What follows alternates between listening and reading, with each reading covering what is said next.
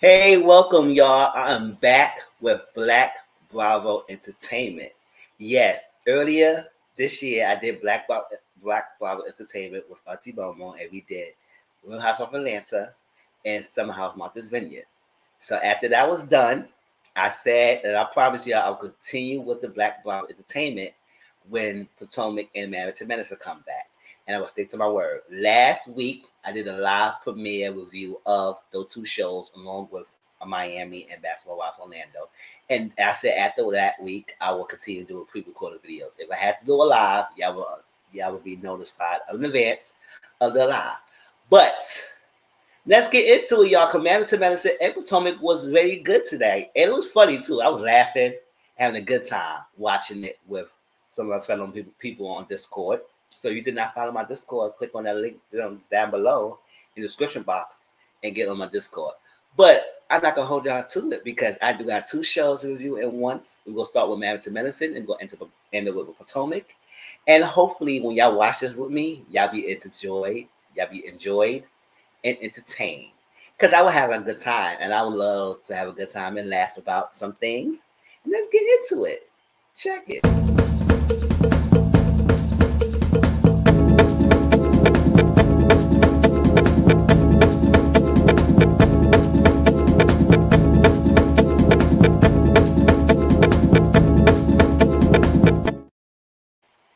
Hey, what's up? My name is Mizu. You're watching my channel, Mizu14, and I am doing Black Bravo Entertainment of Married to Medicine and Real Housewives of Potomac. And that's a term I coined where we did reviews of that because it's two black shows or black cast. So Black Bravo Entertainment. All right, so we're going to start with Married to Medicine first, and then we'll do Potomac next. And I don't know how long this is going to be because I'm going to chit-chat, but I'm trying to make this too long. But when you watch this with me, we're going to chit-chat together. It's going to be pre-recorded. So let's get into it. All right, Married to Medicine. So Married to Medicine, Season 10, Episode 2, Heard It Through the Grapevine. Listen, this episode was cute, and I was enjoying myself and laughing at some parts. So let's get into it. So Quad and Phaedra meet up, because they were good friends. Quad and Phaedra knew each other through Dr. G, because according to Phaedra, she said she knew Dr. G for like 20 plus years, and that's when she met Quad. And since that, her and Quad be cool. So when Quad came to the door, I said, okay, we get to see Quad this episode, and they was having it. And that was like cute little dance with them two, with your friends, with you and your bestie friends. Y'all turned up and dance and everything when you meet each other. I love that. So they went to sit down and they talked. Like I said, they've been good friends through Dr. G. And Quad is dating someone. She said her name is a gentleman. She is fine, is good, step back. When she's ready to show y'all. But right now she's having a good time. And she's dating. And I say, you know what? That's good for her. Do what you got to do. No rushes to marriage. Do you. Nobody can say anything. You're a grown woman. And let it be. So they started to have a drink. And Phaedra said, I don't know, girl. Let's get my Benji. They said, who is Benji? Benji is Phaedra Butler. I said, oh, Phaedra, you got a butler, girl? Let me go to your house. Let me get a little drink. I said, Benji, can we get a vodka cranberry juice? Benji, can I get a Moscato? Benji, can I get a Batuno Moscato? Like, come on, can I get something, Benji? Like, and Benji was a little cute. And Quad said, oh, he's so young, but oh, he's a little cute patootie. I said, no, that's right. I said, girl, don't knock the youngness. He can do some things. But they had a butler, and it was cute. So Phaedra said, what have you been around the girls? Because Quad said, what's going on with the girls? She said, girl, why have you been around the girls? And Phaedra told the lady, Quad, exactly up to date what was said about Toya bringing up her DOI, about things, and that stuff. So she said she's not surprised that Toya will say anything because she felt like Toya has a personal vendetta against her. And you know how Toya ended last season. Like I said, I didn't watch last season that much, but I do watch the clips of the reunion. And they was going back and forth. It was maybe some alleged lies came out that they feel like each other said while they talk about each other. So that's that. So because of that, it was not shocking for Quad to have heard that Toya decided to bring her DUI. And she said, it's been cited. and everything because it was a case. She went to cited. I mean, she went to court because she decided to decline the field test. So she went to court and she had lawyers. She said her lawyers drove the case out. So it's been done. It's been taken care of. So it's nothing there. But she wasn't surprised to find out that sweet tea, or shout out to one of my subscribers, unsweetened tea, is good friends with Toya, right? And that's that. But she also been surprised by Heavenly because she said Heavenly is having this cool with Sweet Tea, or at least trying to get with her. She said this is my new friend and everything by the fiance. So she kind of shocked by Heavenly antics. And I said, I don't know, you ain't already gonna go this up and down tactics, up and down friendship with each other. Y'all, one minute y'all good, next minute y'all not.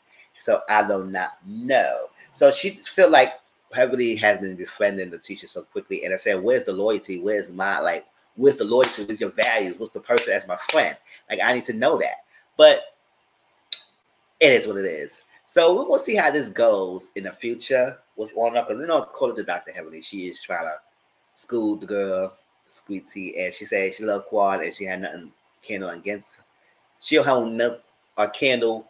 Sweet Tea doesn't hold any candle against Quad. But at the end of the day, Sweet Tea is the fiance that is marrying Dr. G. Quad is old news. She's coming in picture, so we have to respect her. At the same time, Sweet Tea and the people else got to respect Quad because she's still part of the cast.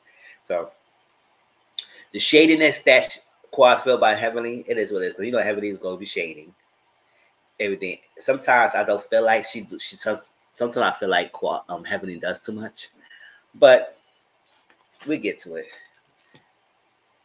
So we find out Sweet Tea's at home. She cooking for her little man, Dr. G, they's kids and everything. We come to find out she does work. She is a program coordinator for a federal government, and she works from home.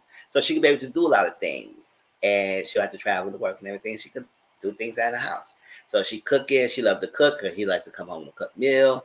And yes, he is looking forward to having a family and wife and everything like that. So I was like, good, why will you promise all that when you know he have issues of fertility? Which I kind of agree. Like, you promising, sending his DMs, promise to give him something that he always wants, and then he picks you out of all the ladies. Because I feel like you ain't the only one who would probably say that anyway. But he picked you for some reason, and now you got to work on getting that taken care of so you can give him the baby like you promised. And that's that. So she's hard working for the wedding. And sometimes when the wedding comes, the man don't be involved that much. And I do feel like, unpopular opinion, that if I put my money in this wedding, that I need to be involved with decision making as well. Down to everything. The courtroom, where we going to have at, the reception, the food, the music. I don't care. Call me whatever you want to call me. Because Mizu don't care. But if I'm going to be paying for some wedding, I need to be involved. Of everything.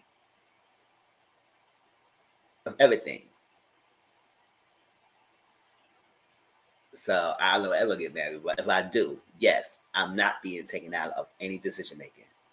Unless I say I don't want to deal with it. Unless I tell you you don't want to deal with it, you do with it, and just make sure you let me know. I'm cool with that. But other than that, I think I want to be involved, especially if I'm going to be paying for something. So at the end of the day, but most guys don't pay for it. They either get a wedding planner. And the woman can't do it too much for themselves. They get a wedding planner and they have the wedding planner do it. And you pay the wedding planner to get everything done.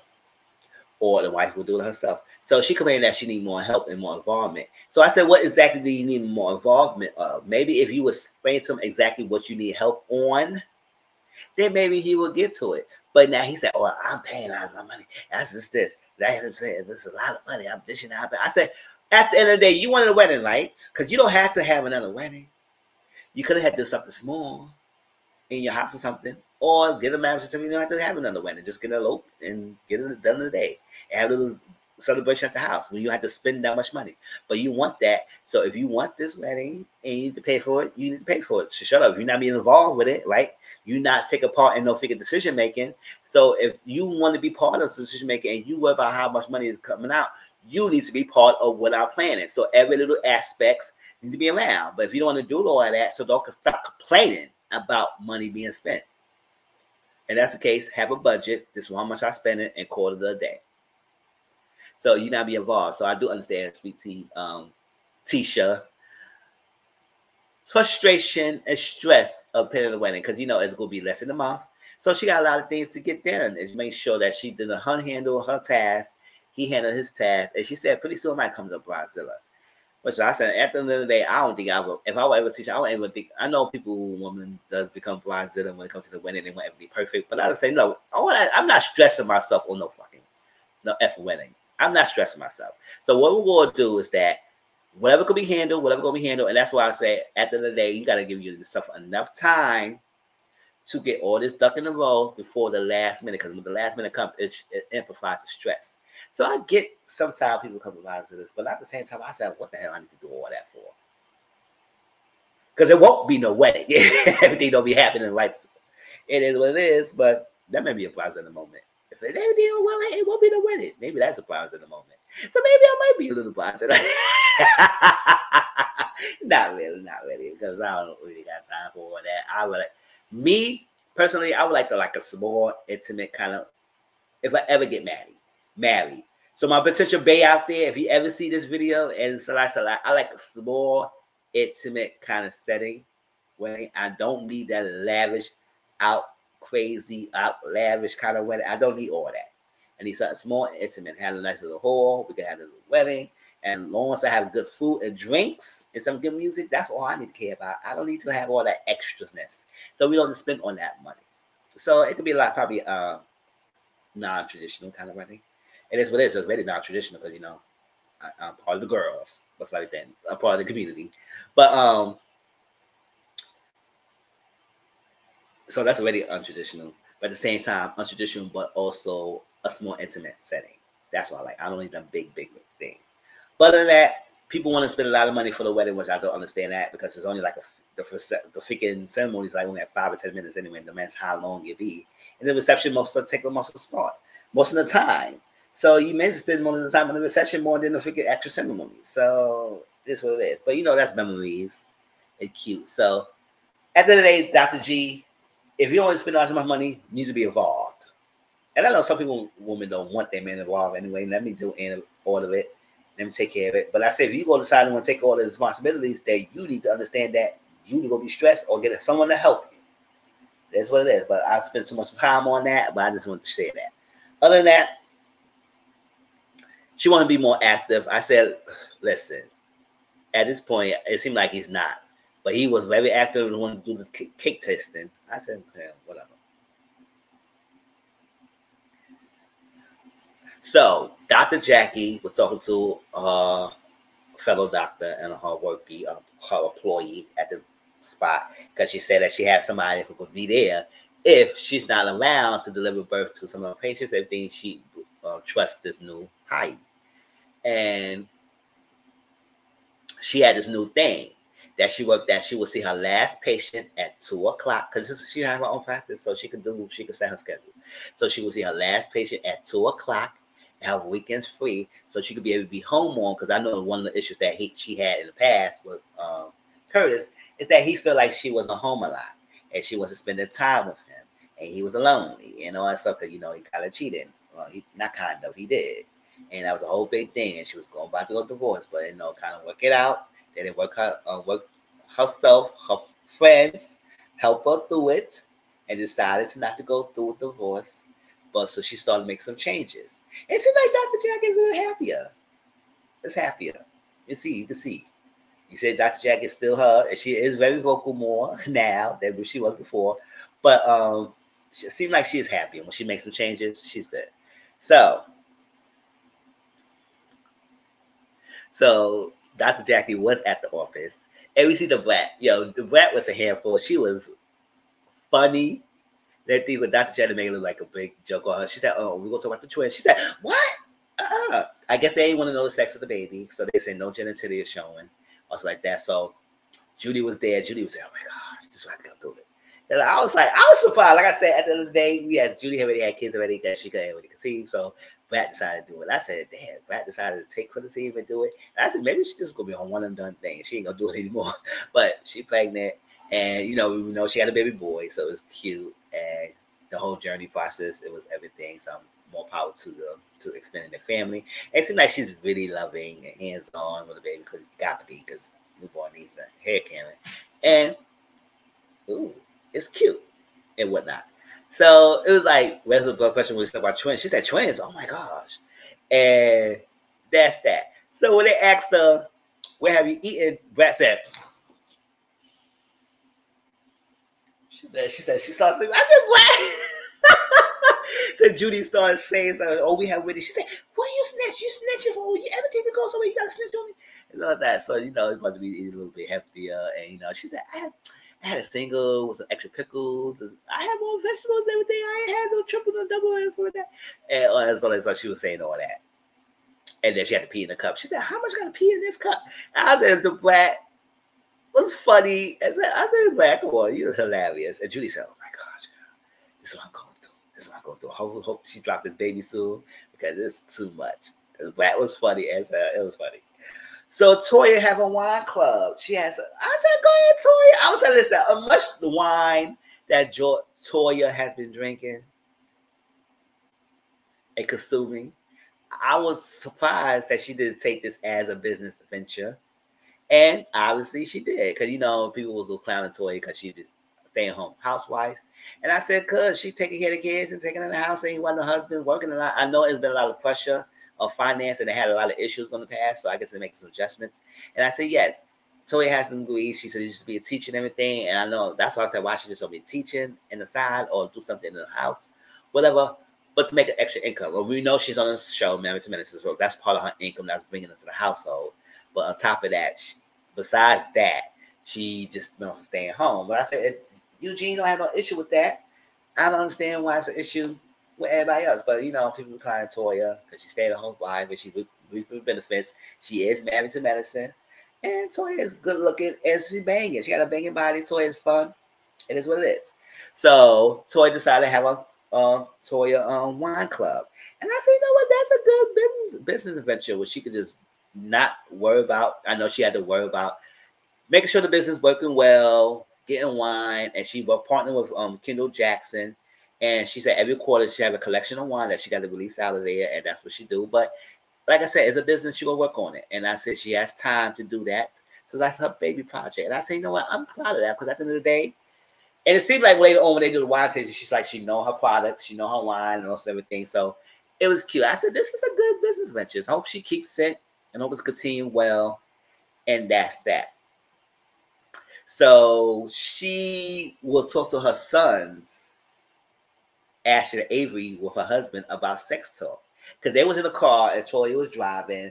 And one of the kids, I don't know which kid it was talking about Playboy and something like that. And sex and all that stuff. And he said, one of the kids said, I ain't gonna have no questions. I said, boy, you gonna have questions. He's young enough, you gonna ask the questions. Now they may be grossed out about it now, but I do feel like the earliest they can know, the more you teach them, the more you talk about, have a conversation about them, the easier they will be it will be, and not them looking for outside people to teach them or show them what sex is like. What sex is like, all about sex, not just about the actual intercourse, about the pre-stage. The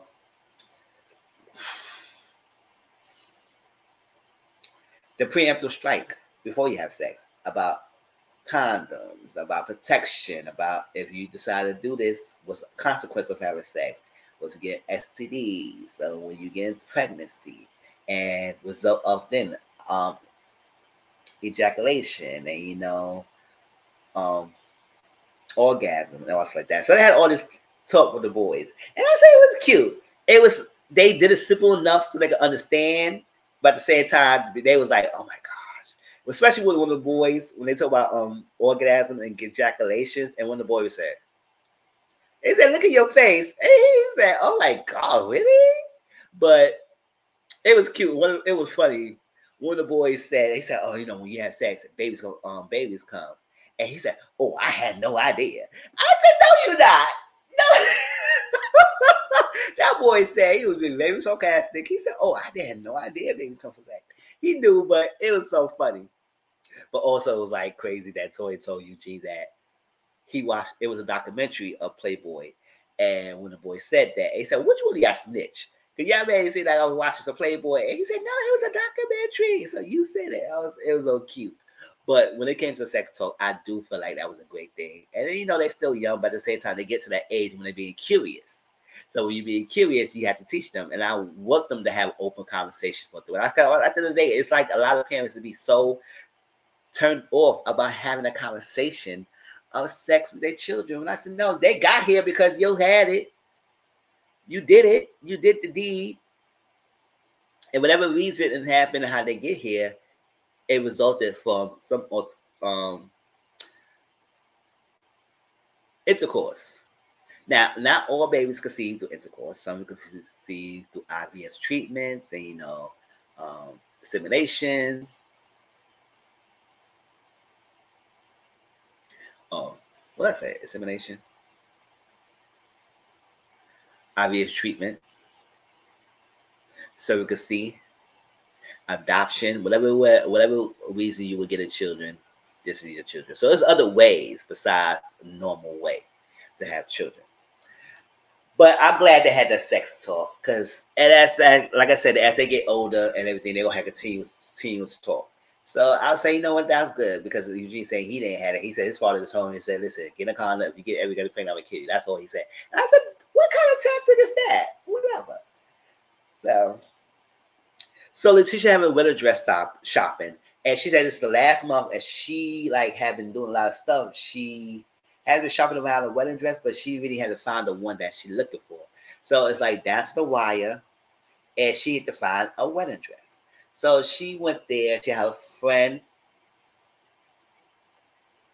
Jessie was with her, and then Toya came through. Toya looking great, gorgeous, bootylicious. And Phaedra lately, had her fashion been good as well. Phaedra been coming with the fashions lately. I saw that Phaedra stepping up with the looks. So she came through, and they was there, and they was helping Sweet Tea with wedding dresses options. Check it out. They were drinking a little bit. They was having a good time. Now, they did mention, Jessie said, how you knew Letitia? And they met through this Facebook group. It's a Facebook group called Age Gap Relationship Support Group of younger women who date older men. Black young women who date older men. That's a group. So they say, oh my gosh, what's going on? So they said, oh, sugar babies. Like Stranger said, sugar babies. She said, no, it's not sugar babies. He said, well, what do you call it when younger woman date figure older men? They are sugar babies. And I said, you know what, Stranger, you all right. They all kind of sugar babies. At the end of the day, it's most likely whatever. It's mostly about the finance. The older men date younger women because they got the eye candy, like beautiful on their arms. And most likely, if 9 out of 10 times, they know that person is with them for their money. Some of them get smart with it and protect their money and do other things to protect whatever it is. Other people say they don't care. Or they be blinded so much they don't really give a damn unless they can start getting bleed dried and then start getting stressed over it. But other than that, they knew exactly what they doing when they dealing with a younger woman who most likely probably would date you for your money. And that's the possibility. That's what it is. Especially when y'all date them for their beauty, the youthfulness.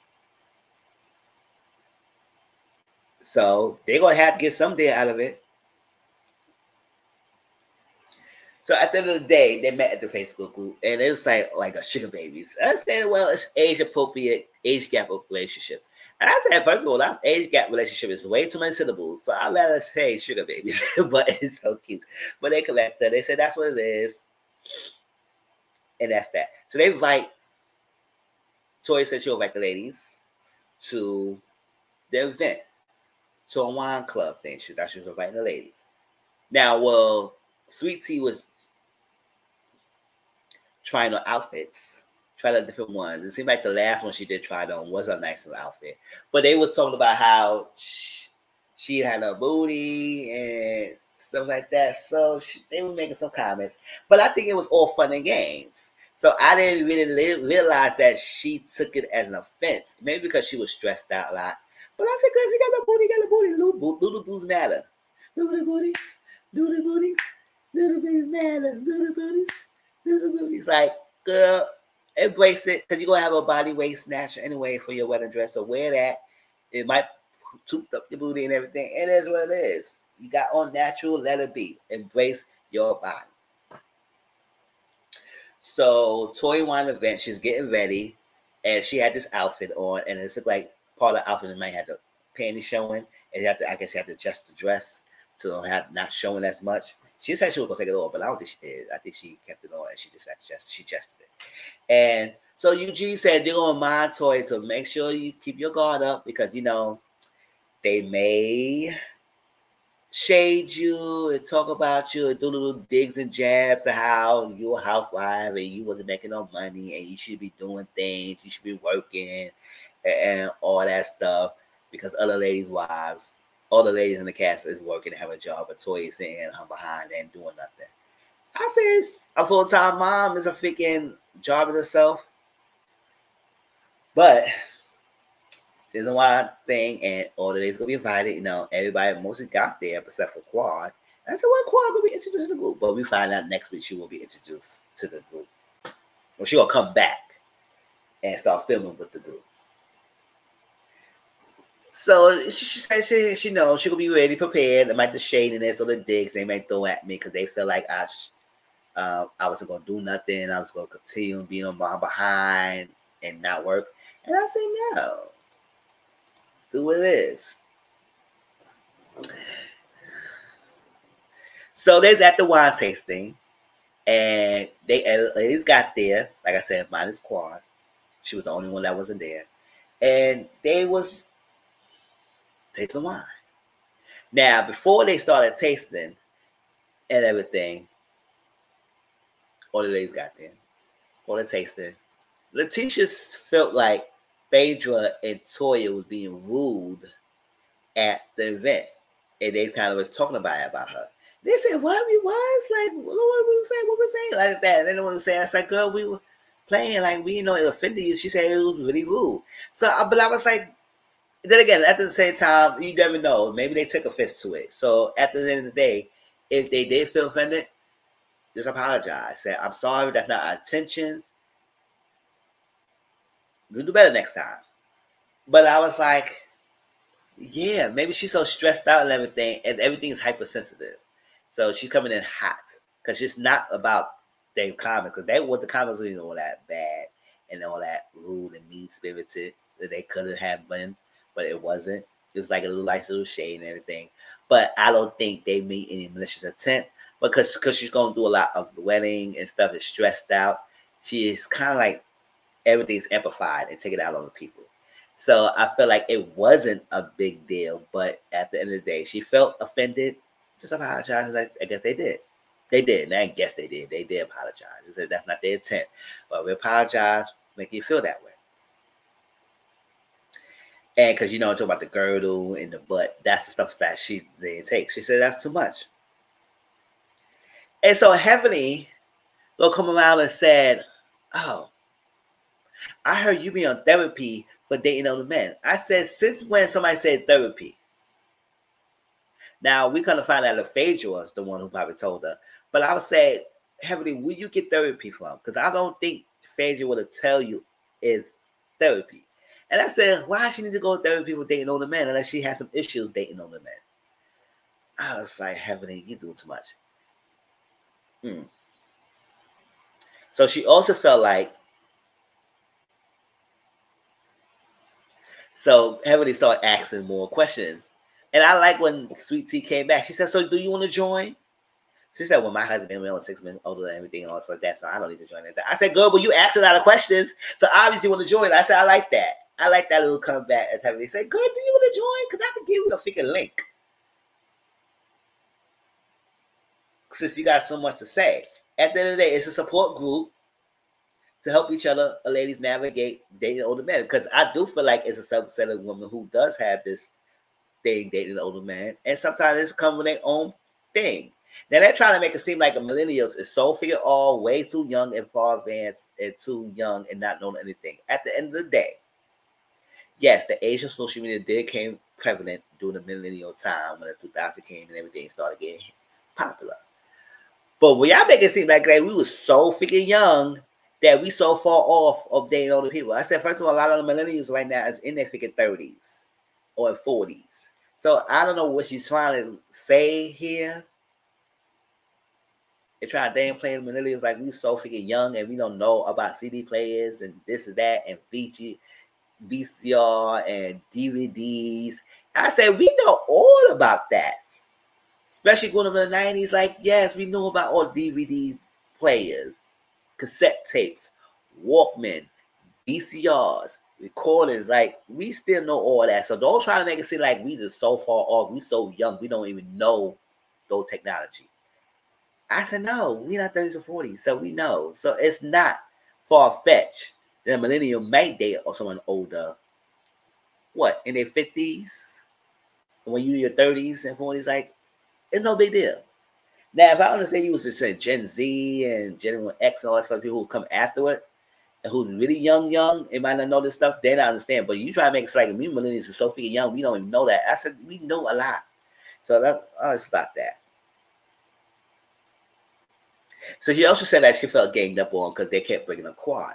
And which I do feel like, yes, if you're in my house, and I know the fiance, bring up the old fiance, it is disrespectful. Now, Dr. Jackie said she apologized for doing that because she should have brought it up, which is true. Because, like, at the end of the day, if you try to get to know me, why is you keep bringing up the ex? Now, we do understand that's the ex-wife house, quad house, and then you decided to be in it, and you decided to be decorated. So I understand that. But it was a little poor taste and tacky who keep bringing up Quad, but at the same time, because you know Quad will be around. So eventually, you're going to see her. You have to see her. She part of the cast. And she's going to show up. So obviously, I think that you might have to just stick with it and deal with it to the best of your knowledge, the best you can. The best you can when Quad's around, because she will be. So I feel like, yes, it was tacky to keep bringing it up. So because of that, she said it's so much going on. She's irritable. So Simone said, I feel like you came to the fight, Steve. Everything okay? You know what I'm saying? She said, okay, let's go. We can talk about it. They talk about it. And Simone gave her pep talk. And she explained what's going on about the stress of the wedding and Dr. G or G is not helping as much. It is a lot. So it's coming on strong. And said wonderful. She said, if you want somebody to be involved in the wedding, maybe you should marry a woman. And it's so funny because I say, yes, most men is not involved in the process of planning the wedding. They just take the money, spend it, and you tell me when, where, how, and how we go be, and when's the date, right? And stuff like that. So it was good that Simone talked to Tisha, and kind of help her bring her down. And they went back to the group. So because after that they started tasting the wine and so like that. They played this game, box wine B, and who could taste the wine and see what they like and see who could determine who picked the box of wine based on the taste buds and stuff like that. And I guess Simone like wrong in both sessions when she kept picking the wrong choice and she kept picking the box of wine and stuff. It was interesting. So, sorry, y'all. She said she's tired, just like I'm yawning right now. But I'm gonna get to the review, y'all. So she said she's tired. I gotta go, y'all. She said, "What you just got? What's going on? You tired?" She said, "I'm tired. There's a lot going on. I'm stressed. It's the wedding." I said, "Girl, you had to be that loud." So she got up, and had the price tag showed. I said this girl was gonna take that dress back, and then y'all saw the price tag, and I guess what they did with it, they kind of put it away or they snatched it off. But I said, girl, she had every intention to take that dress back, and y'all. I was like, girl, if you gonna have the price tag, please don't have it shown. Like she got up and had that thing all in the back, and it was zoomed in. I said, your Bible, you're not right. Zooming in her dress like that to show the price tag, and they pinpoint the price tag, and they clown her for that. And I was laughing. I said, girl, not the price tag showing.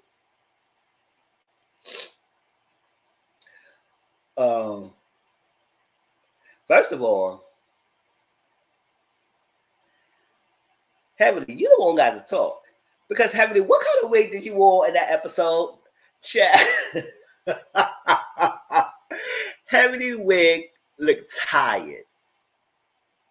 Heavenly wig looked like she just threw that thing out the bag and put it in her hair. She said, hold up. Her freaking wig was not defined. It was not tailored. It was plastered on her head. First of all, she wore this freaking cream colored dress that didn't look fitting at all. And then she had the nerve to wear this tacky ass wig that looked like her freaking hair is going in all different directions. Hold up. I said, girl, you just slapped this on your head. No figure, put it on there, and I know the definition, no trimming, not fixing it up. Now somebody bring it to the store and style it. It just looked way off. Just like she said, okay, throw it on. This is my wig. I said, Heavenly, you got something to nerd. So I was laughing at people when your wig looked terrible, horrible. But the funny was the price tag. The price tag was funny, but I also was laughing at Heavenly. I said, girl, you got a lot of nerve when you look at the way you look. Oh my gosh. So at the end of the day, Phaedra met with G. Because she said Sweet Tea makes an interesting thing. Let me get y'all together with this. At the end of the day, yes, Sweet Tea was very honest. And I know people was like, okay, she shouldn't have been this honest. She said that because she was too happy seeing them DMs, and then all of a sudden, then she's talking about money. Let's be for real, y'all. Let's be honest. Let's be for real. This is Mizzle talking. Most people, and most females want financial security over love. At this point, most of them want the financial security. Unless they get the financial blanket, most people marry for money. So I'm not sitting here acting like people don't do that. They do get married for money. It is what it is. It's not a big deal. If you marry for money, at least you be honest with that. Shoot, Mia Potomac told us straight off the back of so many words that she did marry for money. She's not like, well, duh. At the end of the day, I wish Ashley will freaking realize she did. Because at the end of the day, what can you get out of dating an older man but their money? Can you love them? Maybe you can. Everybody's situation is different. But most of the time, 90% of the time, I would say probably 95% of the time, when you young, dating on the man, you usually marry for the financial security. And once that financial security runs out, you skip to the next one. Because once your beauty fades, and they got with you because of your beauty, they will dump you for the next young one. So if the man will dump you for the next beauty, then you need to dump them for the next financial blanket. Ching, ching, boom, pow, pow. Boop. And the story. So I'm not understanding what the issue is. Maybe she should have said it that much to the group. But listen, at the end of the day, if you're dating doctors or hospice freaking profession, the money financial is the perk. And if you decide to date for money, be for real about it. There are some people don't care. As long as you're eye candy, you showing them things, you get a little yang. At the end of the day, do what it is. So I'm not knocking her for saying that. But Phaedra said it was a questionable thing. So she talked to Dr. G, and they was thing, and they're talking. And he said, you want to get married again? So Phaedra said, I don't think I want to get married again. So he said, you're being a little cynical. So what's going on? So she said, G got us prenup. He said, well, we did talk about that, and she is open to sign one. But she said, maybe we should put a clause on it. After 10 years, we'll give you some amount of money in this way. And G did say that he feels safe with Tisha. When he hugs her and she hugs him, he feels safe. But he very scared with Quad. That's interesting. So the idea of prenup did bring up, and I guess they're gonna jump that bridge when they get to that point. But I was afraid. I wish you would like come straight up and tell him exactly what you heard and what you know about what Sweet Tea said. But at the end of the day, I don't feel like Dr. G is that dumb. Maybe he is, or maybe he not. But I do expect older men to know that if they date a younger woman, they most likely for their money. It is what it is. And I wish more people, more women to say that. They be upfront because they is looking for financial security more than they love right now. It is what it is.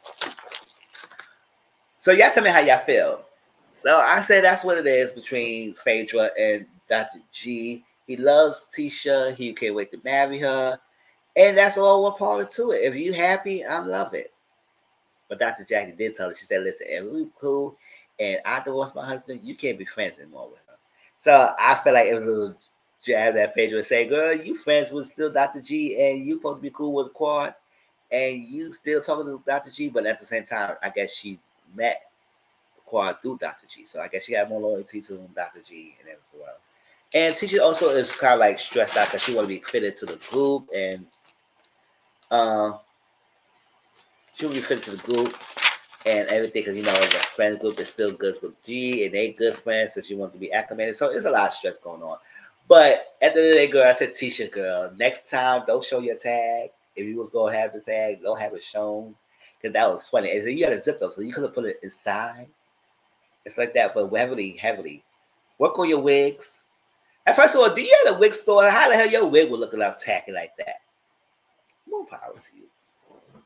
That was Medicine, y'all. Please let me know how y'all feel in the comment section down below or in the chat when we watch this together about this episode. And anything I missed, y'all pretty sure y'all let me know. We have a discussion about that or put it down in the comment section. Tell me your thoughts. We're going to jump ship into Potomac. Like I said, Potomac was another good episode. So let's get right into it and we get out of here. So Ashley remember her mom, Sheila. This is your daughter, Ashley. So she talked about her housewarming party and what she's getting for the house, but she was getting plants and everything. And Sheila said, oh, it's cute. But she cannot be there because it's the weekend. She had to work. But, you know, we do know Uncle Lump will be there. And a lot of her friends and, you know, some of the cast members will be there. So she did talk about being in the Bahamas with Michael and the Crypt Keeper. I shouldn't be saying his name. His name is Crypt Keeper. And they were in the Bahamas with the kids, and they co-parenting. It was no argument. So it was good. She enjoyed it. That's that. So, you know, she didn't want to ask because he had to bring this up because we know that from last season on the mix, a little bit after the end of the last season or whatever, we did find out that Michael is filing a defamation of character kind of lawsuit. I guess Candace, because she said whatever he's saying is false, it is affecting his business. I said, I don't know how much of the business he's affecting when the information out there about him is already circulating way before Candace said anything. So at the end of the day, I said, how much of your business is being affected? You just prove that you had loss of financial income because what she said. Now, according to Ashley, like she don't know the details. That she does know that he filed, and she does know that Crypt Keeper hasn't given her information about it and keep a tight lip about it. So, but she does know that he is moving forward. I said, really? That's crazy. So she'd have asked that is Candace gonna be invited. She said, no, it's not gonna be invited to my thing. I said, I really want to go to your dusty behind unfigured place anyway. So don't threaten me with a good time because if I don't have to show up to your place, I don't have to show up to your place and I can stay right in my own house and have a good time. Have a good time with my man. But it is what it is. So she said she don't know nothing. I said, we don't know anything, girl. But then again, I guess. So me and Cameron met up because, you know, she said she misses Cameron and she was talking, Gordon told her to say, listen, meet up with Cameron because y'all was cool and y'all shouldn't get down like this. So they met up. Mia got there first and Cameron came. And Cameron was saying, we ain't no hugging business. Oh, boop, boop, out of my face. We is not hugging. Handshake. And she said, oh, we doing a handshake? Okay. And every time Mia tried to hug Cameron said, ooh, ooh, ooh. She was ducking and dodging. So they talk. So Cameron felt betrayed by Mia because she said, "What did I say?" Because I said, "Mia, you know exactly what you say. You was basically calling that Cameron a hoe." And first of all, was Sharice was going around saying about Cameron that she has messed people in the bathroom and she's slipping everybody's Tom, Dick, and Harry. And I said, "Okay, why are you saying all that, Sharice?" And then Mia further along with the conversations and stuff like that because she said that Karen said, I think about your livelihood and I think about your family unit when you're going around before I say anything. And sometimes I don't say anything because I know about your family. And I said, you got kids, you got a family, your husband, and I put things out there. But when you come to me about some things that you heard as rumors and making it seem like it's a fact, girl, that's wrong because you haven't think about Ray. And she said Ray is so hurt. I don't think Ray is not really thinking about these ladies that much to be so hurt about everything. I said, Grandon, stop being a little bit dramatic. I don't think he really giving a damn about these ladies like that. Unless you tell him everything they going saying. But at the same time, that's calling her all this like that is a bit far fetched. Because we don't know Kim at that time. We don't know what she was doing. But I do feel like if Karen is messing with someone and got some eye candy, it's because they say yes, fine, as long as the eye candy just stay as eye candy. So I do feel like Karen stepped out because the way Karen give it to him, he's ready to retire and to sit down. As we probably see very much this season. It's only episode 2, but so stop bringing lies. We got boundaries. So stop bringing lies and rumors to me. But I fact check it or whatever.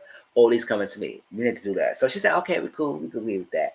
So they talk about the financial things about the company. Because, G got voted off because something funny with the money, whatever it was. Saying that they fired him because he wasn't listening. I said, no, it had to be something else more than that. It can't be just because he wasn't listening. So at one point, Mia did kind of like question what was happening because when G-Net brought it up that it sounded like it was a little bit of embezzlement. It seemed like I said, why is they freaking letting him go? Like, did they feel like money was wrong and he mishandled money? What exactly going on? Or he's taking money out of the account, investment, whatever he's doing, that's what they feel. So at some point, Mia did feel like that. So obviously that's not the case because he said he had some investigator who looked through the things and it turned up nothing on his end. So he didn't do anything wrong according to them. But at first she thought about it as well. And she said it's a lot because she said, I don't be drinking my wine. I don't drink anymore. And she said, I still have my wine because it's nutritional. I said, so you still drink. And she said, oh my gosh, it was so crazy last year because I was going through a lot. And I was doing like mood altering because I was drinking but I was taking these pills. And she was on medication. So when she was drinking on medication, it was not a good look. She said, I'm happy you told me about that. Maybe she have a conversation with Wendy, explain like that, and maybe have sit down. And she opened to that. And I said, oh, you open to that? If I Wendy, I would say, yeah, I'm going to be open to you, girl, because you doing drink in my face. Oh, we ain't going back from that.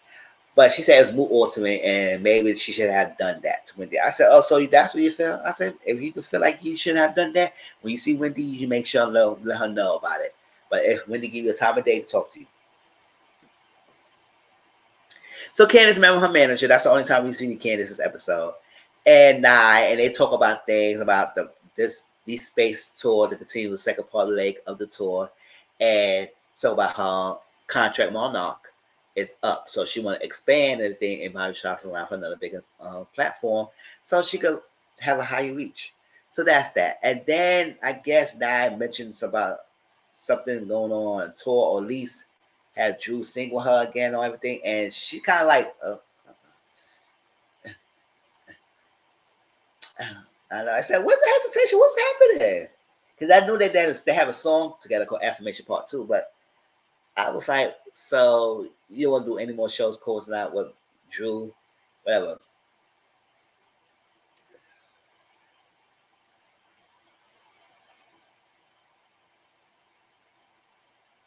So she don't want Drew to do anything with her at this moment. So Robin and Juan talk. I said, child. And she was packing some vitamins that she had to take. Her nutrition told her to. I said, "Oh, the nutrition told you to take all these damn supplement vitamins. Girl, you could substitute some of that with some food and eat 3 times a day with some snack in between. It can help you."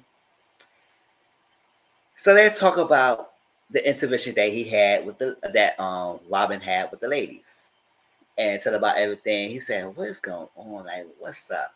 And at some point, he said he don't care because they had dealt with that. I said, "Fine, y'all dealt with it, but it still came out now. So whether you deal with it or not, talk about it. And if you don't want to leave, say, this is my man, my man, my man. I'm not leaving him. I'm sticking beside him. Mind your business. At the end of the day, I know everything he's going on, and I don't give a damn. So if you don't give a damn, then he don't give a damn." So at the end of the day, I feel like, girl, if you want people to stop talking about it, because they will talk about it after it's come up. You had no problem talking about other people's issues when they was not having it at the time, or probably really dealt with it. But you and G-Neck was so hell-bent on coming at the people, especially G-Neck, and you was her sidekick. So when it came to you, now all of a sudden, you need to stop people having butting in, and you don't care what people got to say about you. But yeah, later in this episode, you have a little never win because pain before you walk out. My life Monica moment. You on the side of the road, where all that memes came out when you on the side of the road doing this season trailer. So I said, girl, you said all that, but you became Monica later on. So I say, so on said, I don't care. And I said, we already know. Of course, we know that you don't care. It's obviously you don't care. But you should care enough. But he doesn't. So if he doesn't care enough, and Robin don't care enough, so she just tell people, say, I don't care what the hell y'all said because I'm not leaving. Let me be delusional. Let me, this much you want, let me be delusional over here. So he said, listen, so what you gonna say? You want me to get mad? And he said, go ahead, Robin, get mad at me. Curse me out, get mad. She said, I don't know. I said, oh, this indifferent chick. Say what you gotta say and stop acting like you're scared. I know you want to say something, curse them out real quick. Sure. So she said, I don't care what the ladies gotta say. They want to come and say something to me, let them say it to me. I said, okay. We don't got to care what the lady says. All right. So why are we bothered about this now?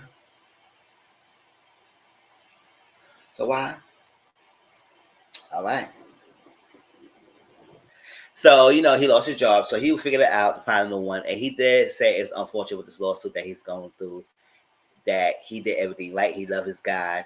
But I say, if you did everything right and you love the guys, you the head coach, and you know some history and pattern with this guy, but you still decide to hire him. Whether you made a decision or not, or the figure thing, or the department, but if you part of head coach, I kind of agree that you be part of decision making, or at least somewhat shape or form of it, to know that this guy was not good and he did this. So you say it's unfortunate that it's happening, and you left all your guys and you were not put in the harm way, but you hired this guy, know he had history.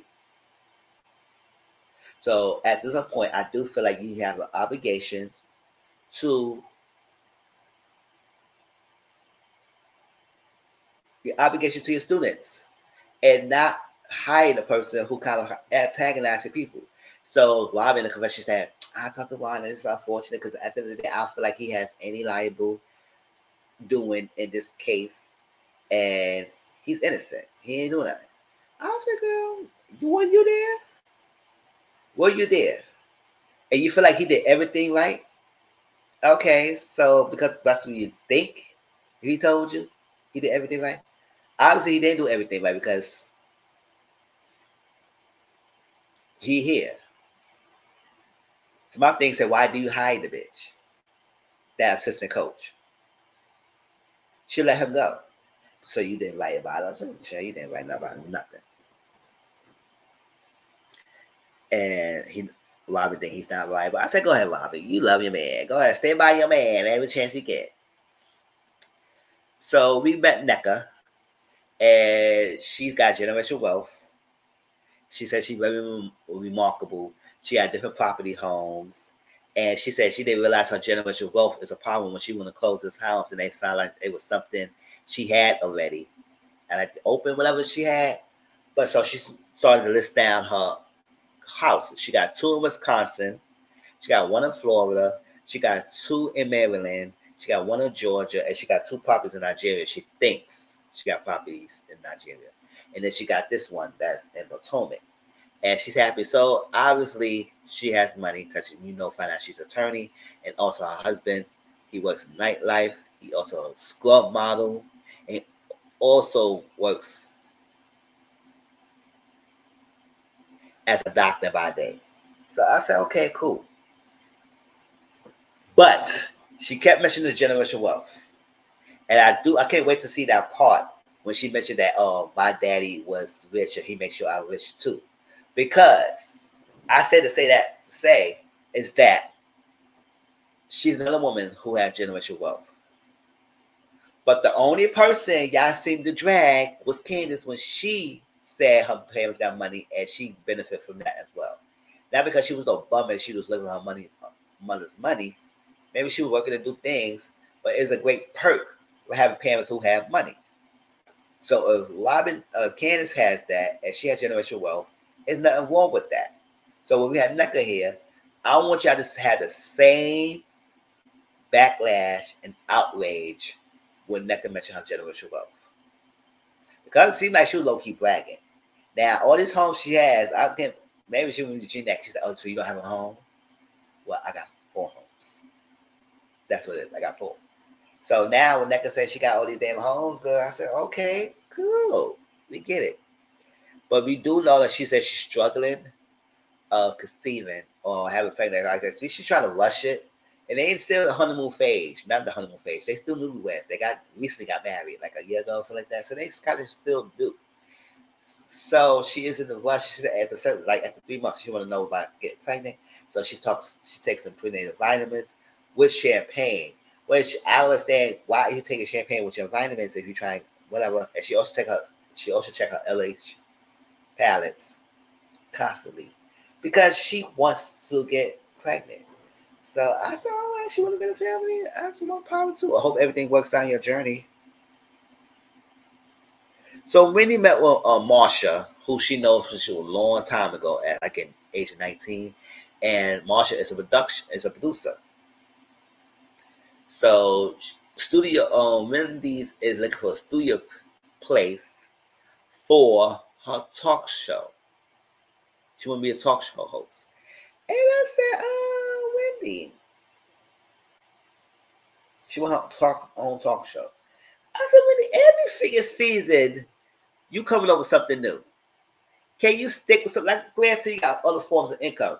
But as we watching this episode, did anyone see of any Wendy's talk show or podcast? Whatever it was, Wine with Dr. Wendy. That's the name she picked. Because she picked Zen Win. At first, I said, no, that's something else. You Zen Win for something else. Then she said, oh, Wendy's Wisdom. I said, oh, that's whack. And then she said, Wine with Dr. Wendy. I said, no, that's better. But I said, I didn't see any talk show thing yet from Wendy. So I said, it just came to fruition because every season you try something new, girl. Can you stick with something? And she said she mostly hyphenated. She's a mom. She's a doctor. She's this. She's a political analyst. She's that. A professor. I said, okay. All right. But I don't feel like no talk show host could be part of that multi-hyphenated freaking list you got, girl. But that's my size the point. Oh, you still got the candles? You know the restaurant didn't go well. It's like, girl, every season you go with something new adventures. What's that fine? You got multiple sources of income. But girl, can something licks and stands? Let it lick and stands on its own. Oh, what I'm saying.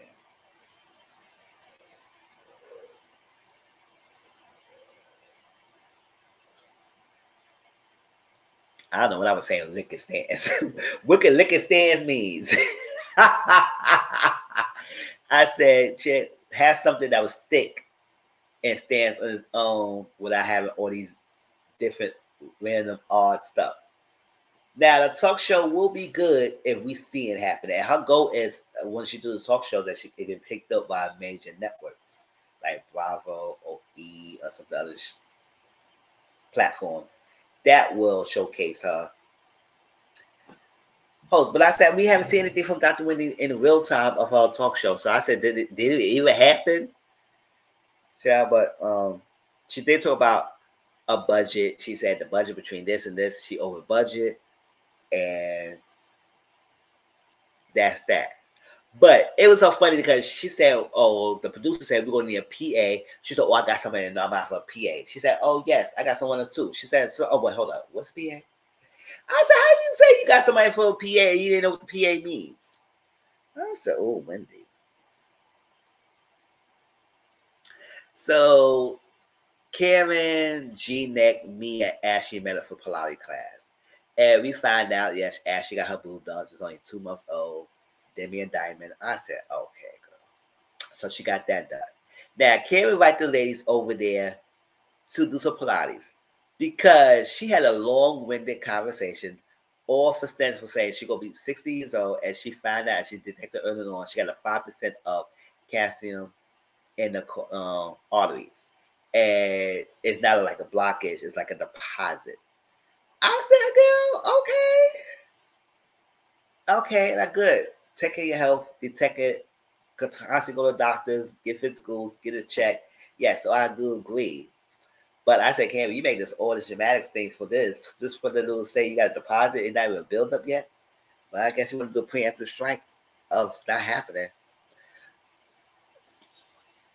So they talk about it and how, Cameron still is giving me his handshakes.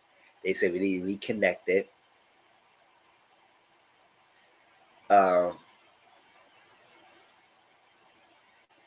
Reconnect it.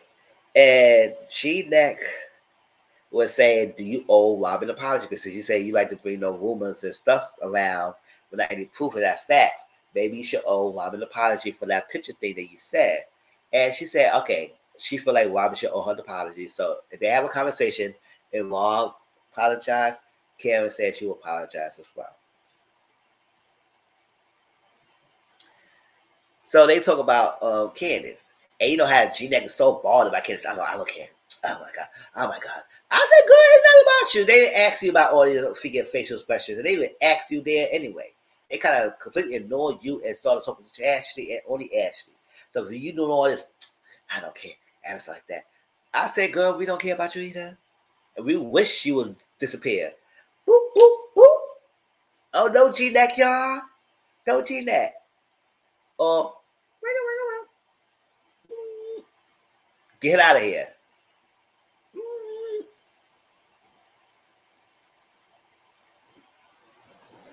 So, girl, get out our faces. So you making all these faces. Oh, we don't care. We don't care anything. Oh my! I said, are you bored? Y'all bored? So Ashley said she told me not to speak to her anymore because she said she accused me for bringing false lies and that's not there. I said, girl, you was definitely involved and definitely had to put things out there and make it seem like you know exactly what you're doing and try to jump in the bandwagon, and it was not work and you got clocked for it. So you did what you did, girl. So we don't G-Neck and Ashley not rocking with Candace. And Candace had a prior engagement anyway. So she was not invited, and I guess she didn't come. She was gonna come anyway. But we do find out Ashley said, oh yes, my name is the only one on the deed, and Michael's name is still on the mortgage because he make the payments. So I said, I guess. So I said, girl, last week you said he owned the mortgage. His name was the mortgage. He's on the name of the mortgage between paying the financial bank and everything from the loan that they might have got as mortgage on the home. So Michael's paying that while Ashley's name is on the title of the deed. So her name is on the house, even though he's the one paying the mortgage. It is what it is, but it's still a house. That's why she's not rushing to divorce her because she said if she does that, she probably won't get nothing else but the child support. So I said, good girl. I guess we won't knock it till you plays the cards right.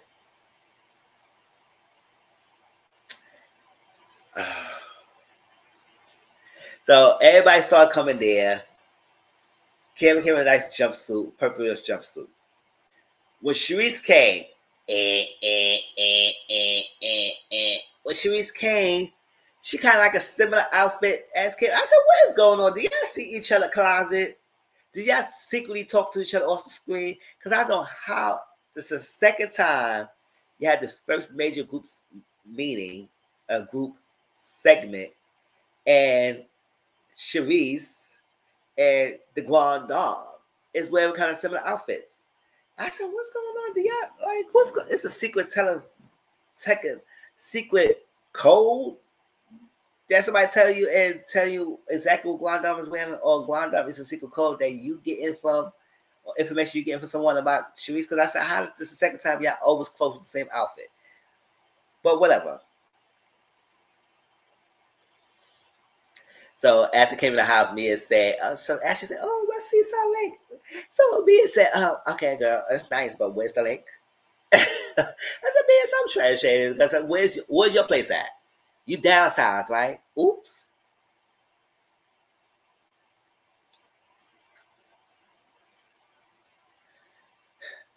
So it was funny. Then Wendy came in. Wendy, because I think this lady started coming inside and she should keep the ladies a tour. So Wendy came in and she hugged Ashley. She hugged Ashley. Ooh, I'm drawing a blank. She hugged Karen. And she also hugged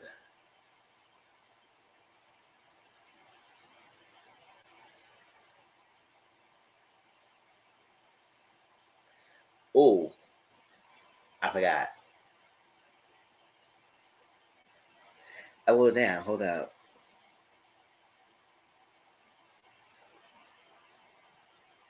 Oh yes, Sharice. And I can't forget her. Look, she was important. I forgot her name. She hugged Ashley. She hugged Karen, and she hugged Sharice, and she skipped G-Neck, and she skipped Mia. Now you saw that G-Neck moved to the side because she didn't feel like she wouldn't be touched. I said, "Oh, good. What you trying to say? You know, like when you that damn much, you bonded. She wasn't gonna hug you anyway. So she swung past you, ignored you, and she also ignored Mia. Now Mia was a bonded by because she ain't saying nothing. But G-Neck, girl, you see very bonded.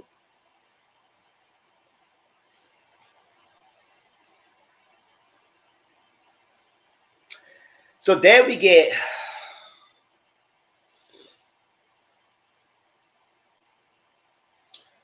who told Bert Replica.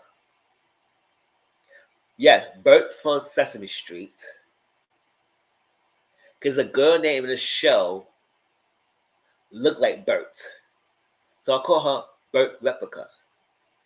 Well, her name is Deborah. Yellow, the Happy Eddie. The Happy Eddie.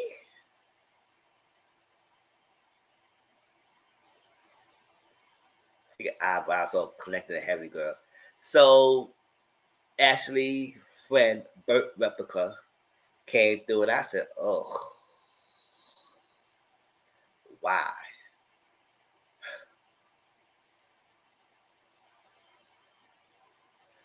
So Robin's coming and she said, you know what, I'm kind of anticipating that this lady's going to have something to say. She said, you know what, it is all right. I'm not shy away from that. Any conversation, I'm not saying shy away from any B.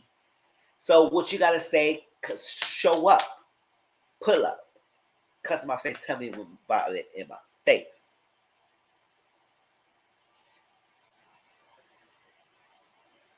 So we find a NECA. NECA came around and people say, oh my God, she's so beautiful, everything, or something like that. So she said she moved to Potomac a year ago and she's newlywed, so they're kind of fresh out of the boat. And Ashley wanted to talk to Wendy on the side, right?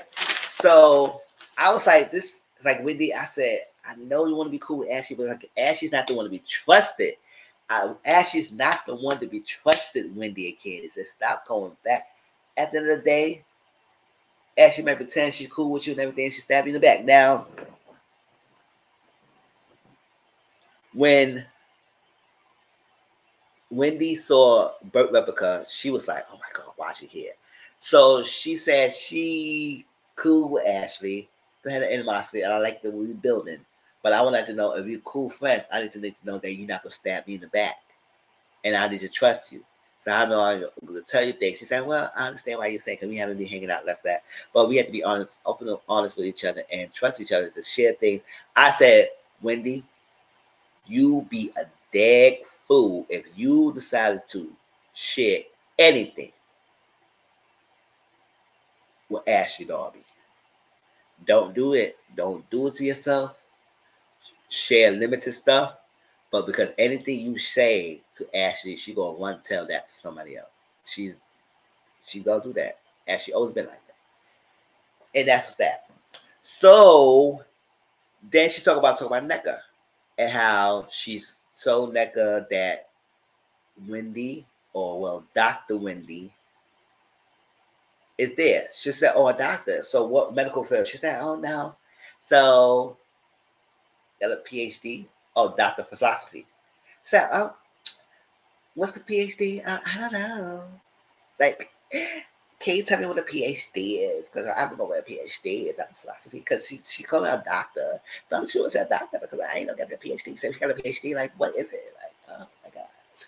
So that's that. Now, I don't feel like she was being shady towards Wendy about saying, emphasizing what the PhD is, but maybe she was like saying that to Ashley because Ashley's so bimbo enough to even know what the hell a PhD exactly is. But I would say that at the end of the day, or whatever, people, when you work so hard to get a PhD and you earn it, you would like to be called a doctor, even though you're not working in the medical field. But having a PhD degree, philosophy, Doctor of Philosophy, it is what it is.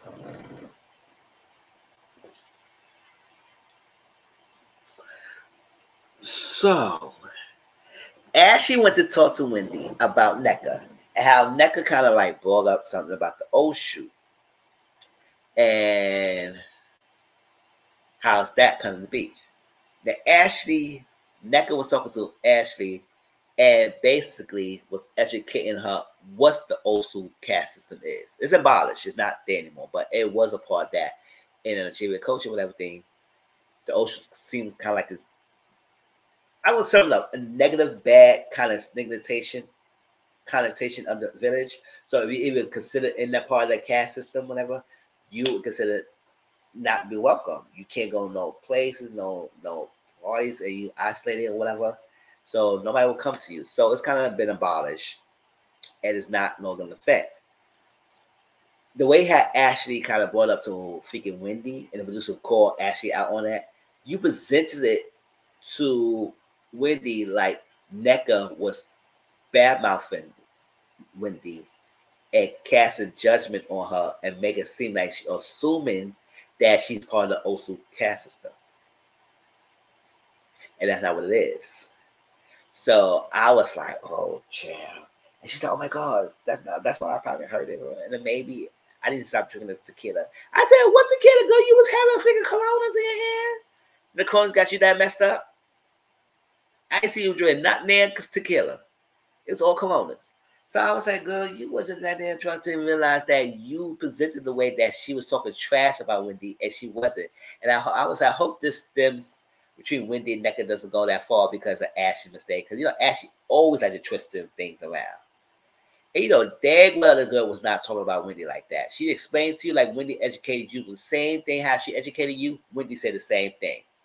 So for you to come around and make it seem like she was talking bad about Wendy and make Wendy feel type of way about NECA already. And I said, don't do that because you know what you're doing. You know what you're doing. Put the two girls from the same region and areas of country to go at each other? No. Or at least someone in the same country to go at each other? No. Don't do that. And I said that's kind of tacky. Ashley knew that, but Ashley always been like that. That's always been Ashley's MO. To twist things, to make it seem like it's something and it's not. So we do know that Ashley will tell Karen about it. And Karen go, I said, Karen, you're dramatics. But I do understand. I was like, girl, you don't know me like that. The thing about it was part of that. So to say that like that is ridiculous. But Ashley presented it as the way that she was talking smack. So hopefully these days wise up before the reunion and realize, yo, this chick Ashley trying to put us together. And she was behind on this because I said at the end of the day, if we would talk to each other and realize that it's a mistake understanding, you have to be cool and not have so many people in your ears, then y'all be okay. But I didn't like the fact that it's really, really kind of like planting the seed to divide them to get to piss each other. It's like, I don't know why, but it seemed like it's a low key attempt to get back at Wendy on Ashley part. But we'll see. Anything I missed, y'all let me know down in the comment section down below or in the chat when we watch this together. That was Black Bravo Entertainment, y'all. Yes, it's a little bit over an hour, but I had to talk to 2 shows. It was good, and I pushed through it despite me yawning and stuff like that. Like I'm mad tired, which I might go to bed soon. But I had to get this out here. So please like, comment, and subscribe to my channel. Please hit that subscribe button and share me out. And thumbs up this video because it let people know that you're watching me and you enjoy the content, and it gave people suggestions to watch my videos. I appreciate your love. I appreciate the support. And y'all will see me next week with another Black Bravo Entertainment. So I'll talk to y'all later. Peace out.